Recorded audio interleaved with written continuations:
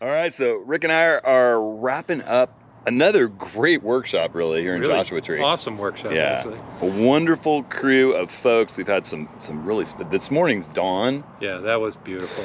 We were at this really spectacular section of rocks that we're going to use as a foreground for a Milky Way that we shot the other night, and the sunrise was just incredible. Anyhow, we're going to jump in. We're going to take some of your questions. We haven't been able to engage in regular office hours while we're out on the road, so we've invited everyone to submit questions. Sign up for the office hours that we are going to be holding April 12th. April 12th. 10 a.m. Pacific. It's going to be at www.hudsonhenry.com/office hours. You can sign up, submit a question.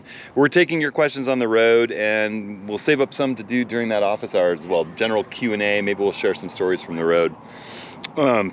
So what do we have? Well, let's. Bob has a question, and it's a long question, but basically it comes down to, the whole idea of looking at your histograms on the back of your camera when you're out shooting, and the exposing to the right that we talk about,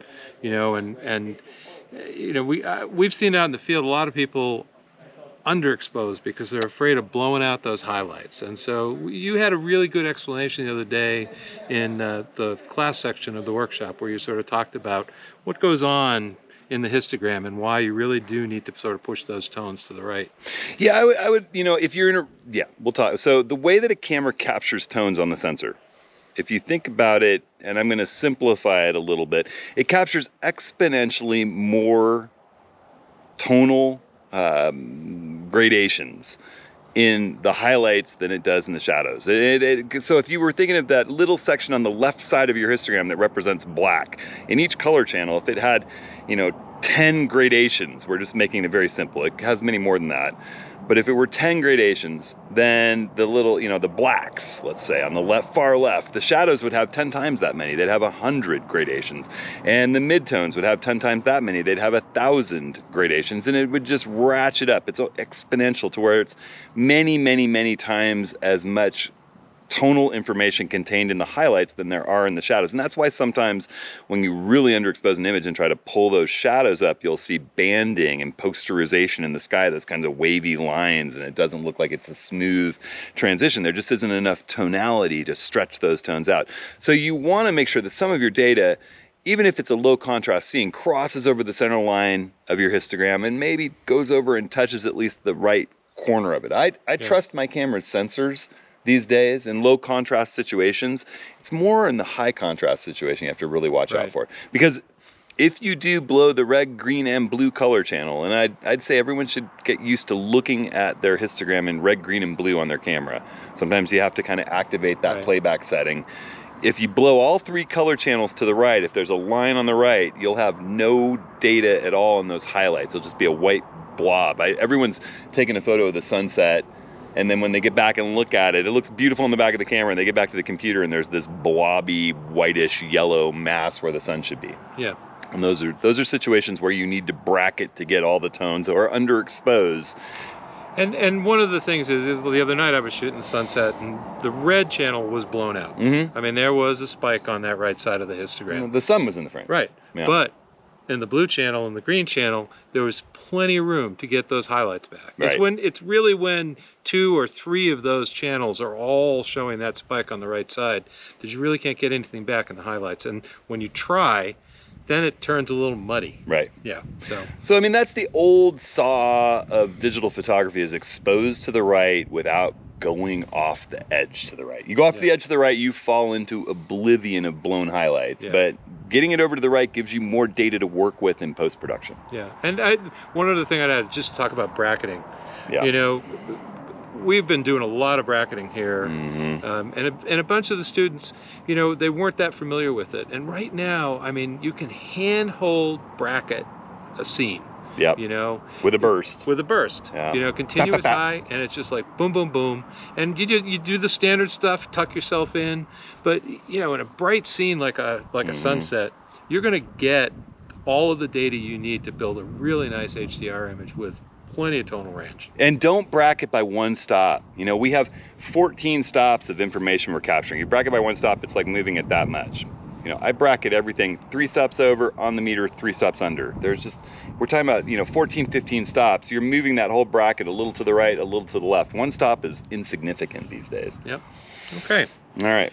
Our buddy Jim Lamb says, how often do you use Snapbridge?